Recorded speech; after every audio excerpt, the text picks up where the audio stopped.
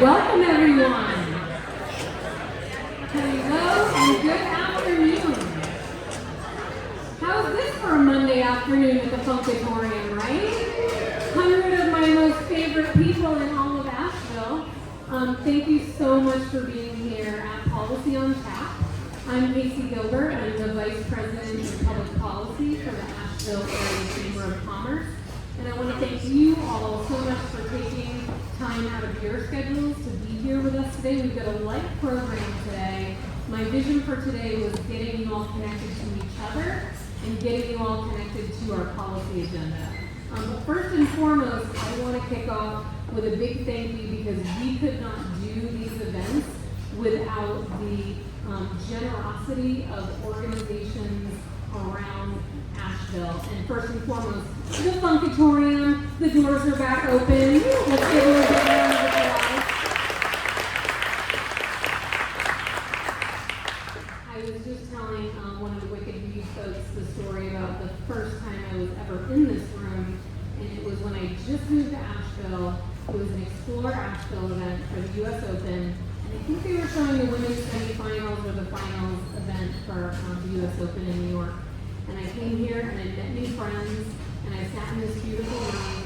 And then since then, I've been a panelist in here for Policy on Tap like a year and a half ago on bids. I know many of you were here for that. And I've been to open folks. So if you're like me, you have a lot of special memories and moments in this room. And so for me, it's a little full circle to be back here. So again, I just want to thank the fine folks at the Funkatorium.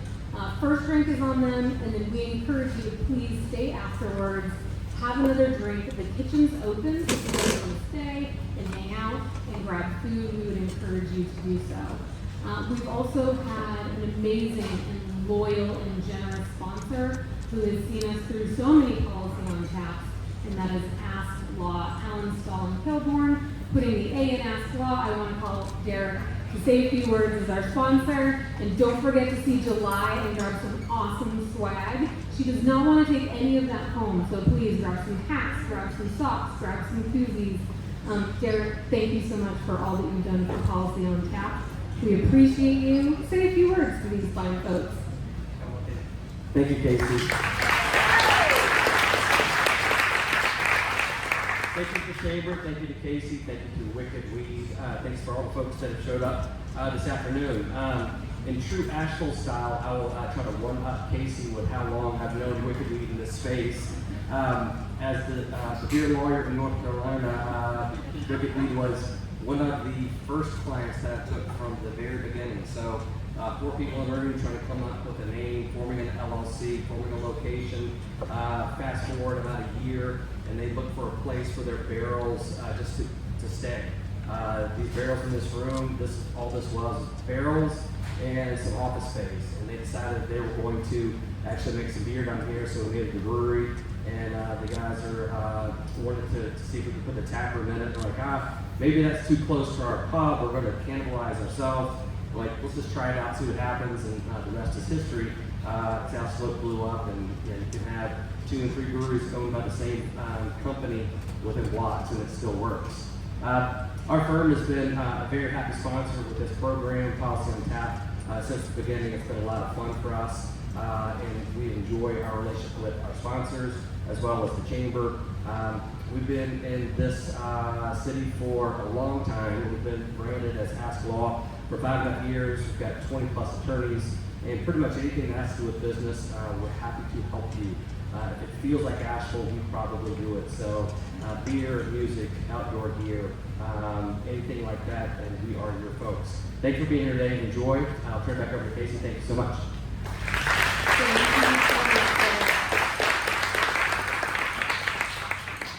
I also want to recognize that we could not move our policy agenda forward without our elected officials who keep us informed, keep us engaged, and are there on the front lines for us, making sure that our voices are heard behind the dais. So I want to recognize Senator Julie Mayfield, who's here with us tonight, Buncombe County Commission Chair Amanda Edwards, and Commissioner Al Whitesides. And earlier we had Lake Silver, who's taking the torch from Tommy Lauder as the field representative for Congressman Chuck Edwards. And we also have Rob Elliott here from Buncombe County Board of Education. So let's give a round of applause and appreciation to our officers. And if I missed anyone who snuck in, but know that we appreciate you so much. So before we get into the main program today, I just want to highlight some of the things that the Chamber's Public Policy Department has been doing on your behalf as our members since Helene. So I started in this role about 6 weeks before Helene, and like all of you, we've had to do some major pivots. And it's been really a joy and a privilege for me to be able to work on behalf of all of our businesses and advocate for recovery dollars and for all the things that you need to be able to get back to business and to thrive. So a couple of months ago, we took 70 people from 14 chambers of commerce across Western North Carolina to Raleigh to advocate for continued funding for Helene relief. I put some quotes up here just because it's so powerful to hear from the people who went on this trip, who had either been on the trip before or who had never been with us, and to be able to see advocacy in action and how meaningful it was for them. We met with, that's Representative Brian Turner on the left. Some of you may know Leah from Highland Brewing and our own Tim Rosebrock from Biltmore. We've got some folks that met with Representative Lindsay Prager. And while we were in Raleigh, we also met with NC Grow, which is the Governor's Recovery Office of Western North Carolina. I'm going to mention them again in a couple of slides. If you're not engaged with the work that NC Grow is doing, please get engaged. Our governor has been a huge advocate from day one for recovery in Western North Carolina. And I also want to note the importance of all this is collaboration. Our collaboration across the region with our chambers of commerce is stronger than it's ever been, and we need that because advocacy is a bipartisan proposition, and so we need our friends from across the region to be effective in Raleigh. We took 50 community leaders, keeping the momentum going on Hurricane Helene recovery advocacy. We took 50 community leaders on a tour bus. We started in downtown. We went to the River Arts District, Biltmore Village, and Swananoa. We had engaging panel discussions in each, and we brought elected officials from local, state, and federal government along with us so that we could celebrate how far our businesses have come, but also to reiterate that, yes, gratitude for all the help that's been given, but there's also still so much more that's needed for our recovery. The dollars that we have asked for and been granted, what's been granted has only been a portion of the need. So it was so wonderful to be together with community leaders to celebrate how far we've come. And again, being here in the Funkatorium is just another one of those milestones along the way. So we're going to keep advocating for you, and we're also going to stick to the business at hand, which is our advocacy agenda, which I'll introduce to you all in just a minute. We were also happy to host the North Carolina Chamber, so we work closely with our state chamber to make sure that our issues in Western North Carolina are being heard across the state, and we regularly meet with our elected officials and representatives so that we can talk to them about all the things that are on your mind, including tariffs, immigration, and healthcare, you name it. We are talking to them about what's on your hearts and minds. I want to share a couple of advocacy wins. So like, how does this translate? We're building relationships. We're taking people on buses. We're going to Raleigh. How does this all translate? If you're not familiar with this acronym, CDBGDR, I hope you are. How many people have heard of CDBGDR now? All right. This is the disaster relief funding that's coming from DC. We've got about $1.4 billion coming to North Carolina and $225 million coming directly through the city of Asheville.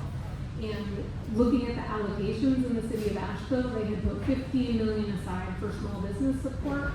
We attended all of the public meetings that the city had, and we went to Buncombe County Commission, we went to the city of Asheville, and we said we need more money for small business support.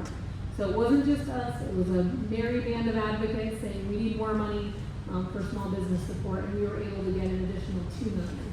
So that moved from $15 million to $17 million of that CDBG-DR funds that are coming to the city of Asheville.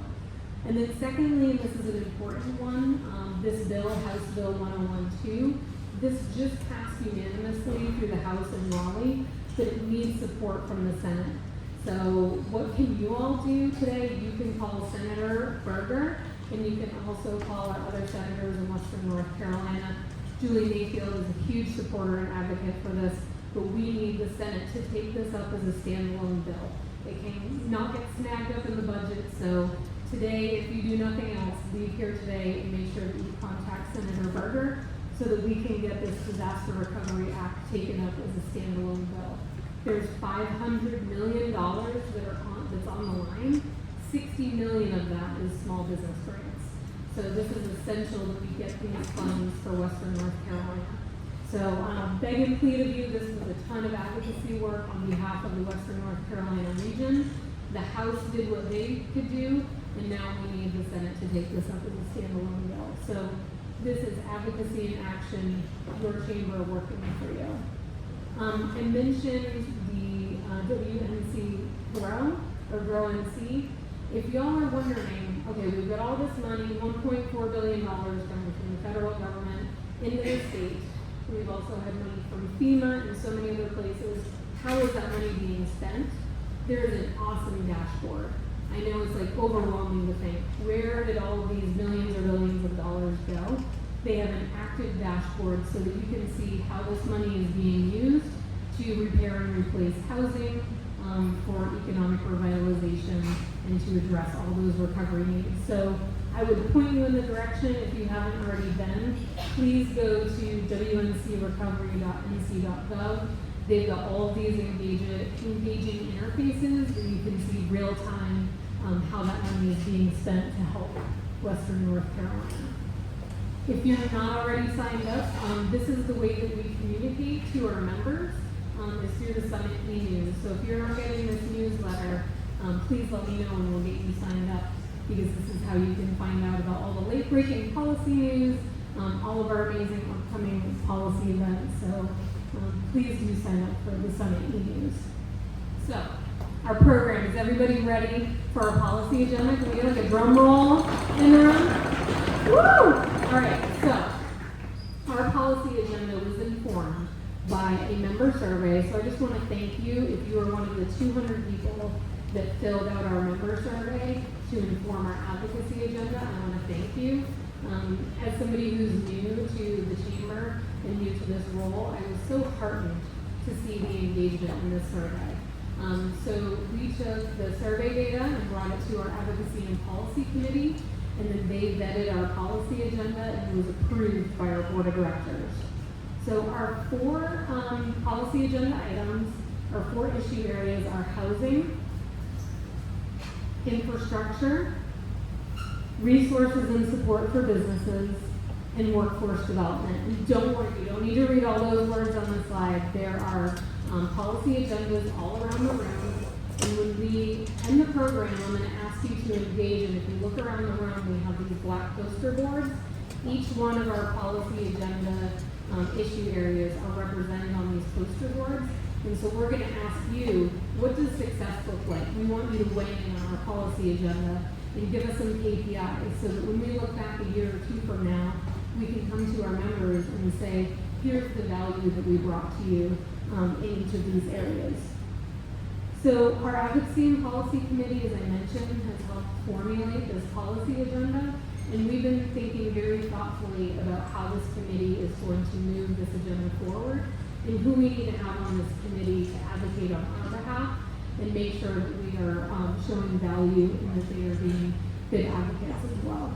So for each one of our policy committee meetings lately, we've had subject area experts come and talk about these policy agenda areas.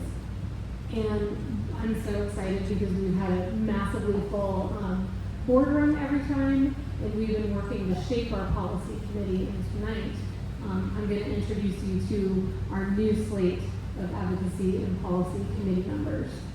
So as I announce you, if you're in this room, I'd love for you to come up by the beer kegs as we announce you, and so we can welcome our new slate of advocacy and policy committee members. So for housing, we have Jeffrey Barton from Mountain Housing Opportunities, Matt Allen from Land of Sky Realtors, Brandon Bryant of Alair Homes, Sarah Cosgrove of the Builders Association of the Blue Ridge Mountains. And if you want to give our housing folks a round of applause, I would appreciate that. board. For infrastructure, we have Bradley Kane from ERC Broadband, John Newman from Hedrick Industries, and Jennifer Bennett from Duke Energy. If y'all want to give our infrastructure folks a round of applause. Thank you so much for answering the call. We really appreciate it. And next up, we've got resources and support for businesses. Ben Teague from Biltmore Farms, Tim Rosebrock from Biltmore Estate, Greg Burnett from First Citizens Bank, and Matt Breaker from Mountain BizWorks, if y'all will come up here and join me.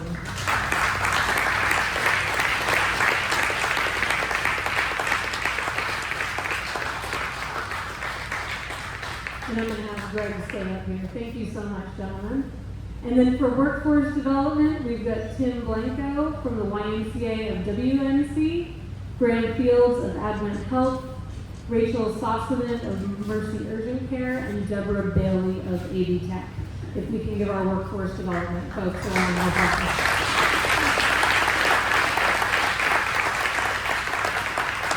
Thank you, appreciate you. And I'm just going to have Greg say a few words. Before I hand the mic over to him, I just want to thank Greg. He's been an amazing support for me as I've been finding my way as the Vice President of Public Policy. And he's been there through thick and thin over the last 8 months through Hurricane Helene. He's a great committee chair. So thank you, Greg. If you want to say a few words about the committee and the agenda. First of all, I'd like to thank everyone for coming out this evening. What a great crowd here for a Monday afternoon, and we're excited to be able to present to you our updated policy agenda. And Casey, thank you for those kind words. Casey and I have a running joke. I made the mistake in one of our meetings saying that Casey and team would be able to put together a certain project for us. Well, Casey is a team of one, but she functions like a team of 20. And to be able to step into the role that you stepped into at the time in which you stepped into that role, you have been nothing short of amazing. So thank you for everything you do.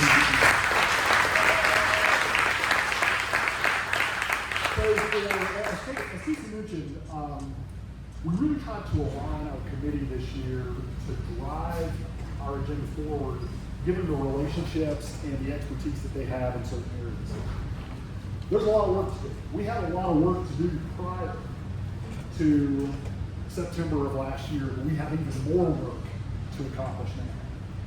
But I am so excited to be able to work alongside the group of individuals that Casey introduced earlier. We've got a great committee that's been put together, and I have no doubt that we'll be able to accomplish tremendous results through the policy work that we're doing here at the Chamber of Commerce.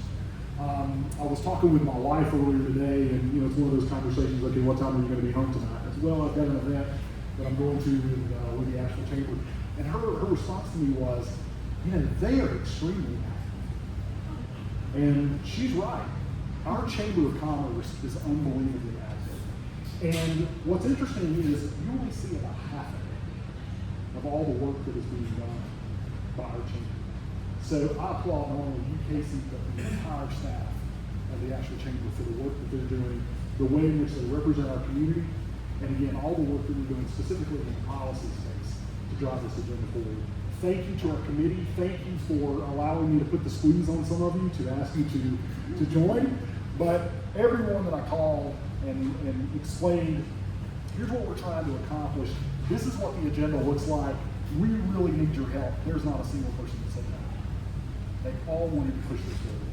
So again, to those of you on the committee, thank you so much for investing your time in our community. Thank you. Thanks, Greg. I should also just mention, because I do get to see my dear friend Corey Atkins around town, and Zach Wallace, who was my predecessor, and they have just been awesome mentors for me, and anytime I have a question for them, I can always call them in a panic, and they'll have a very calm answer for me. So appreciate the mentors helping me along my way. And I do want to recognize that while we were formulating the committee to support the agenda, so we wanted to make sure that we had committee members that represented each one of those 4 policy areas so that we could make sure that we were bringing a level of expertise to move this agenda forward.